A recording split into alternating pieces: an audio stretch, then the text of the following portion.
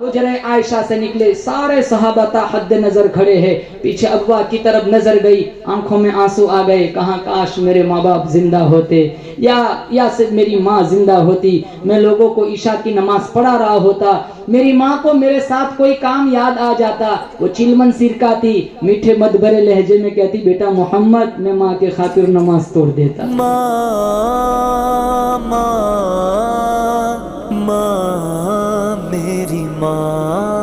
ماں باپ کی دعاؤں میں تو اللہ نے وہ طاقت رکھی ہے، اللہ بندے کا نصیب کھول دے۔ ہمیں کہاں یہ باتیں سمجھ آتی ہے؟ کتنے باپ پریشان ہیں ماں باپ اولاد سے، وہ امام صاحب کے پاس آ کر کہتے ہیں میرے بیٹے کو سمجھانا لیکن میرا نام نہ لینا، وہ باپ خود ڈرتا ہے کہ کہیں میرا بیٹا مجھ سے ناراض نہ ہو جائے۔ جن لوگوں کی مائیں نہیں ہے، باپ نہیں، ان سے پوچھو کتنی بڑی نعمت سے محروم ہے۔ جب زندہ ہے قدر کرو، مر جائیں گے قبروں کے پاس بیٹھ کر لاکھوں آنسو بہاؤ، کوئی فائدہ نہیں۔ اللہ نے جنت اٹھا کے ماں کے قدموں میں یوں ہی نہیں رکھ دی۔ آج بازاروں میں جاؤ ہر چیز 2 نمبر ملتی ہے، ہر چیز میں ملاوٹ ہے۔ آج بھی ایک چیز ایسی ہے جس میں کوئی ملاوٹ نہیں، وہ ماں کا پیار ہے۔ بچہ کتنا بھی بڑا ہو جائے لیکن ماں کی نظر میں تو وہ بچہ ہی ہے، وہ آگوش مادر میں آ کر طفل مکتب بن جاتا ہے۔ وہ کیا کسی نے کہا تھا مدت ہوئی میری ماں نہیں سوئی تابش، ایک دفعہ میں نے رات کو کہا تھا مجھے ڈر لگتا ہے۔ یہ قصہ پرانا ہو گیا، میں بھی بھول گیا، لیکن میری ماں نہیں بھولی، ساری رات سردیوں کی لمبی رات جاگتی ہے، کہیں رات کو میرے بیٹے کو ڈر نہ لگ جائے۔ علامہ اقبال نے کلیات اقبال اردو مجموعے میں لکھا ہے، جب وہ دیار غیر میں تھے، ان کی ماں کا انتقال ہو گیا تھا، انہوں نے مرثیہ لکھا، آہ وطن میں کس کو رہے گا میرا انتظار، کون میرا خط نہ جانے پر رہے گا بے قرار، یہ آرزو لے کر تیری خاک مرقد پہ آؤں گا، دعائے نیم شب میں کس کو یاد آؤں گا۔ ہمیں تو ہر ایک سے کہنا پڑتا ہے نا، کوئی حج کو جاتا ہے حجی صاحب دعا کرنا، کوئی عمرے کے لیے جاتا ہے تو معتمر سے بھی کہتے ہیں دیار حبیب میں جا رہے ہو مجھے دعاؤں میں یاد رکھنا، پیر صاحب، قاری صاحب، مفتی صاحب ہمارے لیے دعائیں کرنا۔ کیا کبھی ماں سے بھی کہنا پڑتا ہے ماں میرے لیے دعا کرنا؟ ماں کے ہاتھ تو ہر وقت اولاد کے لیے اٹھے رہتے ہیں۔ بایزید بستامی نے کہا تھا اپنی ماں سے، ماں تو اپنا حق معاف کر دے میں اللہ کو مناتا ہوں، کہا جا میں نے اپنا حق معاف کر دیا۔ وہ جنگلوں میں گئے رب کو راضی کرنے کے، 12 سال جنگلوں میں عبادت اور ریاضت میں گزارے۔ 12 سال جب قریب ختم ہوئے تو بستان کے قریب سے گزر رہے تھے، تو بایزید بستامی کے دل میں یہ بات آئی کہ چلو بہت سال ہو گئے ماں کی صورت نہیں دیکھی، چلو ماں کی ملاقات کر لیتا ہوں۔ اب سردیوں کی لمبی رات تھی، بایزید بستامی دہلیز پر آئے، وہ سوچنے لگے ابھی ماں کو اٹھاؤں گا نیند میں خلل آئے گا، ساری زندگی ماں کو سکھ تو دیا نہیں، اب دکھ بھی کیوں دو۔ ساری رات ٹھنڈی کی سردی کی لمبی رات دہلیز پر کھڑے رہے، تہجد کا وقت ہوا، اندر سے ایک نالی آتی تھی وہاں سے پانی آیا، بایزید بستامی سمجھ گئے تہجد میں میری ماں اٹھ گئی، اس کے وضو کا پانی ہے، تو ہلکے سے انگلیوں کے پوروں سے دستک دی۔ 12 سال کے بعد کون سا بیٹا کیسی دستک دیتا ہے وہ ماں جانتی ہے، اندر سے کہتی بیٹا بایزید رک میں آ رہی ہوں۔ دروازہ کھولا، بایزید بستامی کا جب حال دیکھا، جسم میلا کچیلا ہے، کپڑے پھٹے ہوئے ہیں، بال بکھرے ہوئے منتشر ہے، تو ماں کی آنکھوں میں آنسو آ گئے۔ ماں نے ہاتھ اٹھائے، کہا مالک میرا بیٹا تیرے قرب کے لیے نکلا تھا، کیا 12 سال ہو گئے ابھی تو نے اس کو اپنا قرب نہیں دیا؟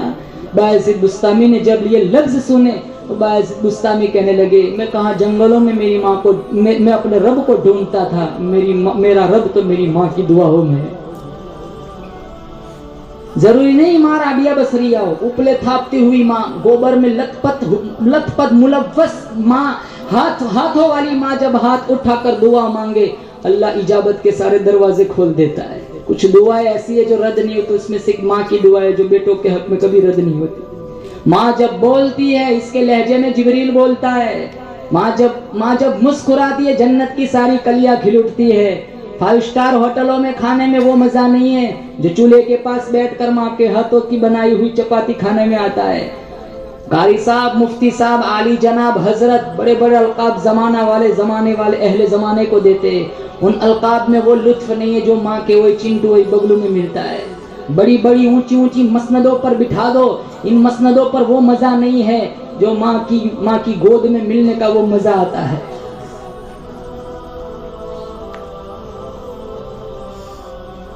جن لوگوں کے ماں باپ نہیں ہے ان سے جا کے پوچھو، اور جن کے ہے وہ قدر کرے. نوجوانوں بولو زور سے انشاءاللہ ماں باپ کی خدمت کریں گے.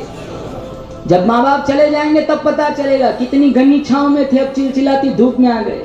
جیسے ایک درخت ہے ساری دھوپ اپنے اوپر برداشت کرتا ہے، نیچے والوں کو چھاؤں دیتا ہے. ماں باپ اسی طرح ساری زندگی کے دکھ غم اپنے اوپر سہتے اور اپنے بچوں کو ٹھنڈک فراہم کرتے ہیں.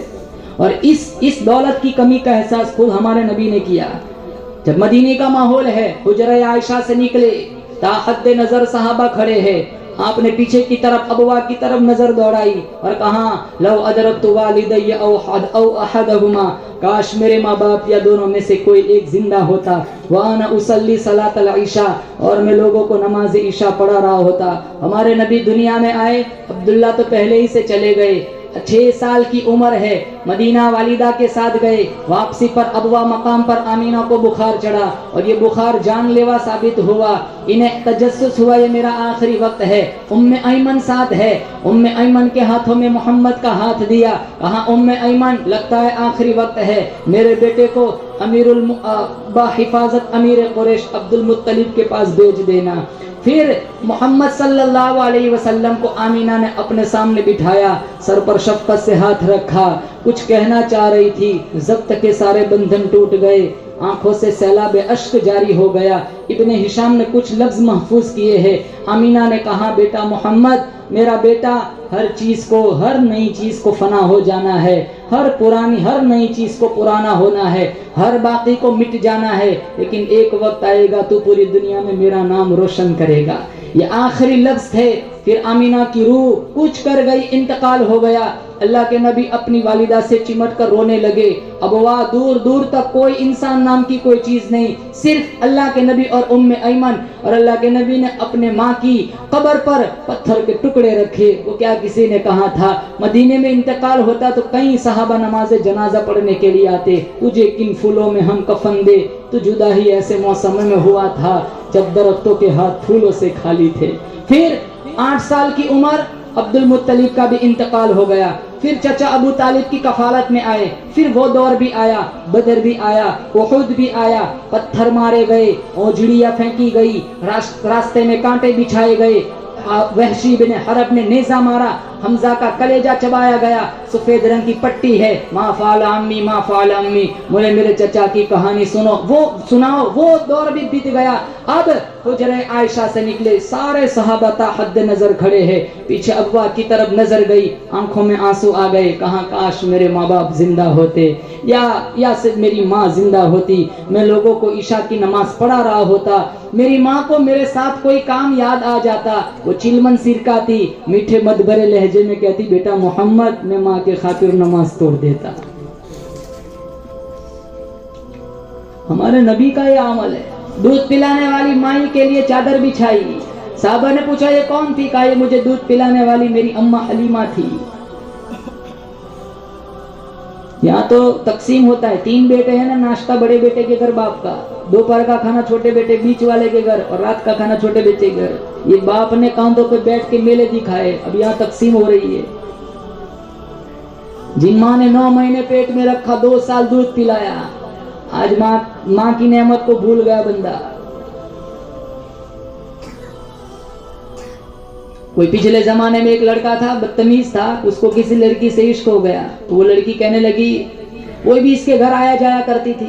اس کی ماں نے ڈانٹ دیا کیوں میرے بیٹے کی زندگی خراب کرتی ہے. تو اس نے منہ بنایا. تو اس کا عاشق نے پوچھا کیا ہوا؟ کہا تیری ماں نے مجھے ڈانٹ دیا، جب تک تو تیری ماں کا کلیجہ لے کر نہ آئے وہاں تک میں راضی نہیں ہوں گی. عشق کے نشے میں چور، محبت کے نشے میں مست، ننگا خنجر لے کر گیا. ماں سوئی ہوئی ہے، خنجر گھونپ دیا، کلیجہ نکالا. آ رہا ہے، ٹھوکر لگی، کلیجے سے آواز آئی، بیٹا چوٹ تو نہیں لگی. اٹھایا اور اپنی محبوبہ کے سامنے اپنا مطلوب پیش کیا.